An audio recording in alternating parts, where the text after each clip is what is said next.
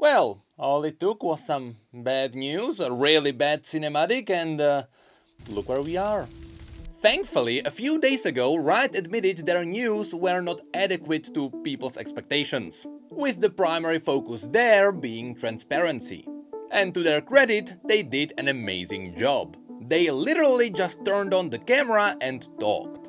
Unfortunately, this means that as they talked, there were some things which they forgot to mention. So later, they went to Twitter and Reddit and gave us more info, which is why we are here. I want to summarize all the new things we learned about, but this is also a very unique opportunity to give Riot feedback. We don't know if now they'll listen more than before.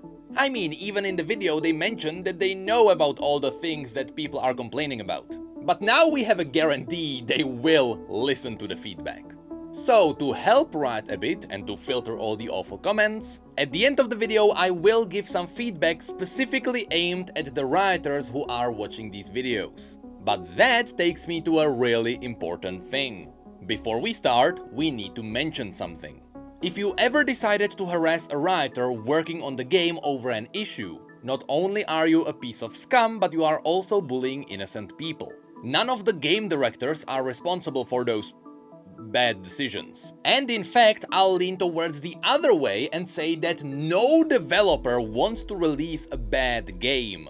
If it was up to them, obviously they would wait to make it good. So, if they release something bad and it seems obvious that it was bad from the very beginning, trust me, the devs know it too. But the decision to release some of the questionable stuff most likely came from the management. And at that point, the devs are simply targets for death threats, of which there was a lot of them in the last couple of days. And I still cannot believe nobody from the top said anything while their own developers are falling into depression. This frames you like bosses, not leaders who are willing to stand for your people. So, with that out of the way, let's have a look at what we learned. It all started with Brightmoon and Meddler, who became absolute chads for taking the hit on the chin while their leadership remained silent. They started by addressing the mistakes from their previous news videos. And Meddler straight up confirmed that League is not in the spot where it should be. I mean, to quote Tyler1, Fortnite is getting concerts while we are begging Riot. Which is why they released this video. The point of it is to be transparent about how they got to this place and what they are doing to fix it.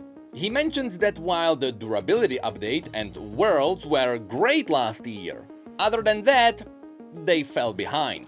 Like the lack of season start cinematic, the overall state of events which feels formulaic, or the lack of new game modes. I think it's safe to say we can all feel them not being in the game. He then said that League of Legends always was and still is the main focus of Riot games. And he understands that is not always how it feels. He then adds that it could be because 2022 was a year of rebuilding. For various reasons, they had to rebuild their capabilities, including a portion of the League team. This means both individual developers and their leadership. The good news is that now, apparently, the team is in a much better state. The bad news is that League currently reflects where the team was last year. But not all of this was an issue of staffing. And first, they addressed the season start cinematic. They confirmed that they did plan to release a cinematic similar to their other masterpieces, focused on champions having battles. They had the budget for it, they had the right team on it, but something happened and they failed to deliver. Unfortunately, we never learned what that issue was, and it seems quite crucial. Now, after this, Meddler gave us a bit more info on Reddit. He mentioned that Brink of Infinity was not the original cinematic they were working on. Once again, something happened, they couldn't release it, but people were expecting a cinematic.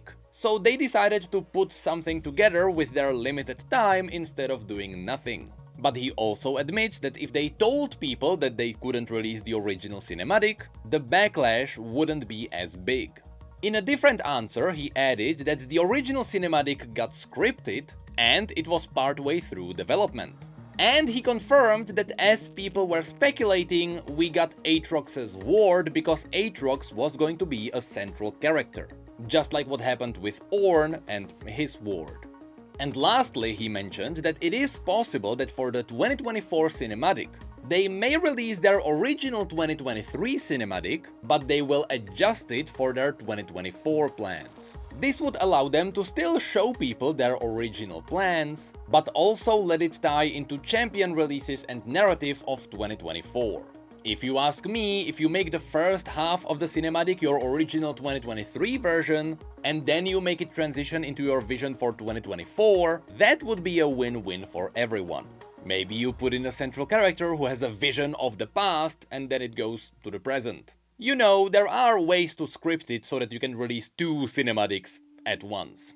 Anyway, after this, they both agreed that the season start cinematic was not the first mark they missed. And they agreed that events felt stale for a while. So they will try to give us something interesting to do besides filling battle passes or buying skins. Yes, they actually said it.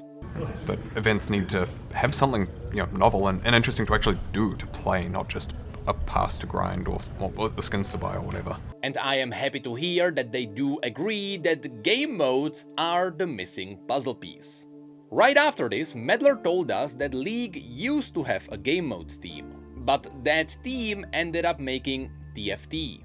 We all know that this turned into a big success, but ultimately, it also meant that League didn't have a game modes team anymore. Now, of course, this is nothing new. We knew about this. We knew about this because I told people about this in an hour-long video. Though our work is brilliant, even we were not the first to break the cycle. Rioters with great passion also carry a great curse. Their talents are too great to be locked inside a PvP game. Their hearts yearn for a clean slate. And so, just as Riot Latency, the forefather of Star Guardian Invasion, built Riot Forge to make people happy beyond League of Legends, so shall we build a new game to prolong our legacy. Until next time, take it easy. How many of you paid attention to the cleverly hidden story, Anyway, Brightmoon added that they gradually started rebuilding that team. But he also admits they haven't prioritized it. And that took courage to say. Because he essentially admitted that they knew that's what people wanted to see. But their team was focused on something else. He then followed up that the good news is that currently the game modes team is ready and running. They are staffed up and they are ready to execute. And in fact, apparently last week they tested their new prototype of a game mode. It will be 2v2v2v2, where sets of 2 people get matched against each other in deathmatch-like rounds, where you level up and buy items in between rounds. Meddler called the game mode a bit clunky, but it is showing a lot of promise. The current plan is to show their art for the game mode around March, and they will try to get it out around the middle of the year. He ended this by mentioning that even the game modes team is still part of the short-term updates, and they still have some long-term updates which they are working on. After this, Brightmoon confirmed what I said at the beginning. Every developer wants to release a good game, that should be a given. And so, when Nicolo said that this year is gonna have the biggest year of funding for League, Brightmoon confirmed that was true. And this budget should really reflect on the long-term investment in League, with one of these investments being their underlying technology. The benefits of this should apparently show in some of their projects planned for 2023, but we were told these were multiple-year projects. It should cover stuff like how they make their art, or how they create or modify maps. That sounds like a very important word. One thing players really wanted to see is maps beyond Summoner's Rift. But apparently they will also update their anti-cheat, which I know some people have issues with, especially people who use custom tools to record their videos. But these investments should also help their servers, especially after taking over the entire Garena. And lastly, in this video they mentioned that they really want to improve their communications. I mean, we all know that what happened last week happened because of communications. And this covers everything from the fact that Riot couldn't clearly tell us when the season start was, to the fact that they don't tell their players what's happening often enough. And this is a strange issue, because I love it when writers engage in the communities and they answer their questions. But it also means that if you are not actively reading all the tweets, there are things which you are gonna miss. So at the end, they asked us what format we would like to see these updates in. If you ask me, I would settle for two things. First of all, these talking videos do wonders. That's why a lot of gaming companies do updates where they just talk. Okay, maybe don't take over the Blizzard format. Their videos are nice, but it can get awkward when they start asking each other questions to which they all obviously already know the answers to. I can't believe you can get exposition in developer updates. Anyway, while that is it for the video, we got more updates on Reddit and Twitter.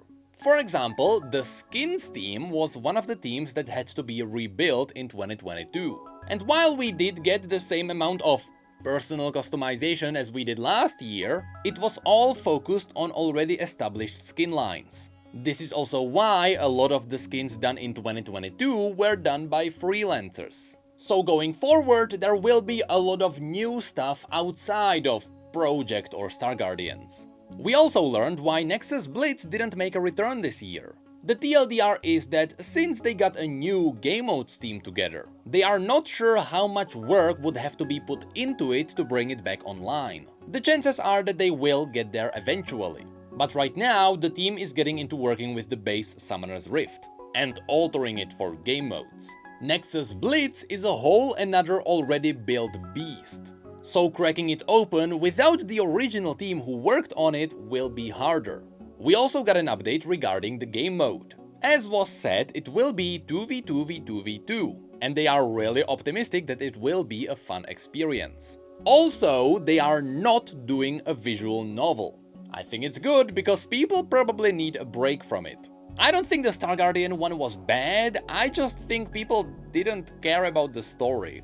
And there wasn't freedom in altering the story, which is what you would expect if you give us options to have different dialogues. Also, currently they are prototyping a new kind of meta experience. This means something in the style of a visual novel, but it is not a visual novel. Who knows, maybe we get minigames like in Wild Rift. Either way, there should also be a new skin thematic for the event with the 2v2v2v2. So I wonder, will there be gladiators? Or maybe a new twist on Battle Academia?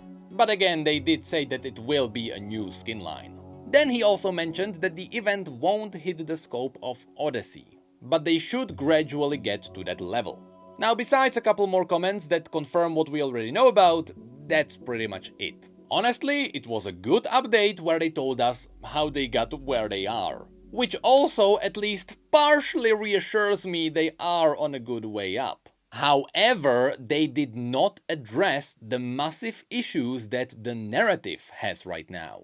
Apparently, we should get a separate update on that. And I'm really curious to see what we learn, because the issue with narrative is there is no lore. But we'll get to that. Now, because we got this really bad situation, it seems like Riot is listening to the community more than before.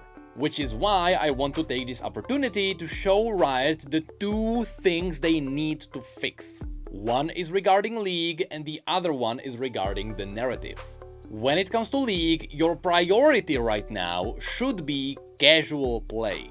For years and years you've been updating Ranked. You gave us more Ranked rewards and you are helping people try Ranked for the first time. That's good. But at the same time, you have completely alienated casual players. The sad truth is that when you play Ranked mode, you play by Ranked rules. Which means you are playing effective tactics and you try hard. But when you play normal games, you don't play a casual game mode for fun. You play the same game in the exact same environment by the same ranked rules, except your rank doesn't matter. People still play by the meta because they like to win, and winning is achieved by playing by the ranked rules. Which means that when you eventually quit grinding ranked, you have no place to go and chill. This is why League is not good at keeping your veteran players. If you want to play, your only option is to jump into the serious game mode. Other than that, if you want to have casual fun, your only other option is ARAM. But even ARAM can be about serious competition. If you ask me, the most fun I have ever had in the history of League, it was Odyssey Extraction and Star Guardian Invasion. The reason for that was very simple. These were the rare few cases where you completely removed competitive anxiety. In League, as long as you are directly playing against players, you are pushed into trying hard. Because if you are not trying hard, they will. Which means that they win because they wanna have fun. In other words, most of the game modes you make, be it Ultimate Spellbook or Earth, still feel like competitive modes. Because you are constantly comparing yourself against your opponent. I mean, it's called competitive because you are competing with other players. Because Odyssey was purely PvE, it still was a great challenge. But you had no opponent to compare yourself against. No one was judging the way you played, which removed a lot of the anxiety for a lot of players. This is also why people loved Doombots. They were absolutely unfair to play against, but they weren't players. There was nobody to shit-talk you after you got destroyed. And when you died, you laughed about how broken it was. Not too different from other hard games. And that's what I believe your new game modes need to have a crack at. Give us wacky fun where nobody cares about what anyone is doing. This may include random power-ups or environmental hazards. I mean, what if the towers in ARAM just killed you? Would it be broken? Absolutely. Would it be fun? Absolutely. Imagine Blitzcrank grabbing you into one of those. I am a bit worried that the 2v2v2v2 may not exactly be the crazy wacky experience people need. But a shakeup in the core mechanics is an excellent step forward. If you want a totally free idea from the community, a lot of people immediately got attached to the idea of Nico playing Prop Hunt. And I think this is a gold mine. You make a small map, you make random objects spawn around, 7 of the players will be Nikos that can transform into anything, but the last player is Blitzcrank with Oracle Lens, who's running around trying to find the others. Seriously, give us Prop Hunt in League of Legends. There is no way that can be taken over by a competitive meta. Right? But honestly, if you ask me what I really wanna see in League, I genuinely believe you were extremely close to perfection with Odyssey. It was a PvE game mode with boss fights where you augmented your abilities to ridiculous level. After you tried the broken builds, and after beating the game on the hardest difficulty, you pretty much saw it all. Which is why a lot of people stopped playing. However, all you guys needed to do was to make the augments randomized, just like in TFT. With that, all your problems would disappear. Because the issue is, it wasn't replayable. But this would turn it into a roguelike game mode. With roguelikes being extremely well known for their replayability. Especially after they boomed in 2021 and 2022. So should you ever try to bring back Odyssey, just turn it into a roguelike. I honestly believe that would do wonders. But also, quickly before we get to the second issue, you said in your video that you will show us the art for the new game mode in March. Does that mean there will be actually a new map? Because honestly, that's what people really need as well. People need another place to play besides ARAM and Summoner's Rift. Your universe is insane and it is full of interesting places. It is a crime we never get to see any of it. People need to see new places with your events. I mean, Noxians are well known for their reckoning arenas. Bilgewater has brawler guilds. And we've been stuck on Summoner's Rift for 10 years. Which takes me to the second issue, which absolutely needs to be fixed. What happened to lore in 2022? I mean, I kinda know what happened because I did a bit of an investigation. Originally, I really wanted to go crazy in this video. But I decided not to because I simply didn't like editing that video. I hate conflicts, I hate being negative, unless I can turn it into funny jokes. So ultimately, I didn't wanna spark up more hate. However, I can tell you that according to my investigations, it seems like you just made a dumb decision. It seems like you are just focusing all your narrative resources on future projects. I have no doubt there will be a lot of narrative support when Arcane 2 comes out. And hopefully even Riot Forge. But even when they are not connected to any big and growing events, we need the short stories back. For those of you who don't know, in 2021, we got 15 new stories on Universe, with a lot more in the years before that. But in 2022, we got 2 stories besides new champion releases throughout the entire year. I suspect that's because Riot doesn't believe the stories are worth it. Because, and to be fair, they are right here, not a lot of people engage with those stories on Universe. However, we still need them back for 2 reasons. First of all, simply said, the stories were something that was loved by the lore community, and Riot took them away. This simply doesn't make sense. Your motto always was, for the players. But this was a decision purely against a piece of your core audience. I believe Riot most likely stopped releasing the stories because they are looking into other ways to better utilize their narrative. Perhaps there would be more stories around Arcane. And perhaps there will be more writers working on cinematics. But the truth is, while it is awesome that you are focusing on Arcane, you did sacrifice your core lore for this. And this is a big problem that I can back up with numbers. You see, Riot knows that releasing new stories doesn't really do anything to their IP. When you release a new Udyr story, it is not like your company's value is gonna go up. So you can't really put a number on the success. But I can, because I've been working with those stories for years. The views on my lore videos always directly correlated with the champion's success, because it shows how much people are interested in that champion. That's simply how YouTube works. I can tell you right now, up to Renata, we were fine. Belveth was good because she got a lot of stories leading up to her release, but those were stories from the previous year. After that, all lore stopped. And both Neela and Cassante suffered because of that. Because by the time they came out, people lost interest in the universe. But besides the numbers showing on champion releases, I can tell you the value of the stories using my MMO videos. Ironically, I made those videos because I had nothing to talk about in 2022, and they became the biggest videos I released that year. Now, while the videos were wrapped up in the MMO package, where people take it as me explaining the world of the MMO, what I am really doing is that I am just teaching people about the world of League of Legends. That's really what I've done there. I showed people the lore that exists. And I was able to do that because you supported the universe with a constant flow of stories. So, let's talk about numbers.